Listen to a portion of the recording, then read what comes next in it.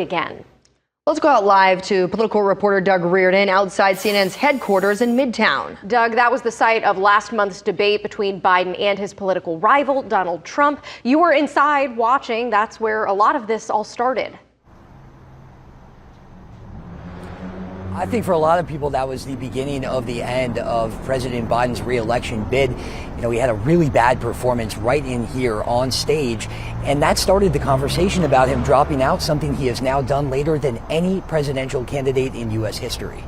The total initiative relative to what we're going to do with more Border Patrol. It all started right here in Atlanta. President Trump?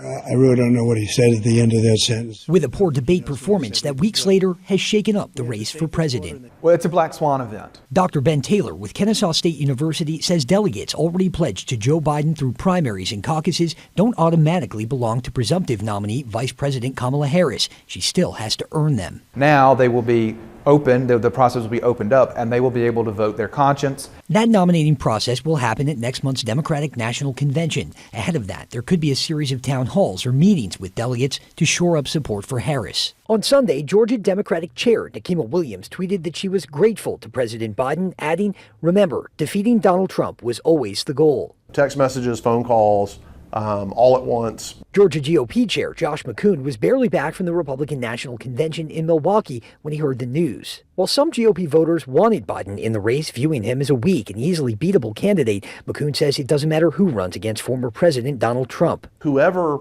they decide to throw out as the new Democratic candidate for president owns those problems and is going to have to explain how what they're going to do is different. The VP, who's made half a dozen stops to Georgia since the beginning of the year, may have Republicans on their heels. She's a vastly different candidate than Biden, and the central question of age doesn't work for the GOP anymore. They will have to go back to the drawing board on that. They will have to go back to the drawing board on their entire strategy in some sense. This is the latest. A sitting president has dropped out of a race, and with less than 1 month until their convention and only 4 months until the election for Democrats. Whatever happens has to happen very quickly.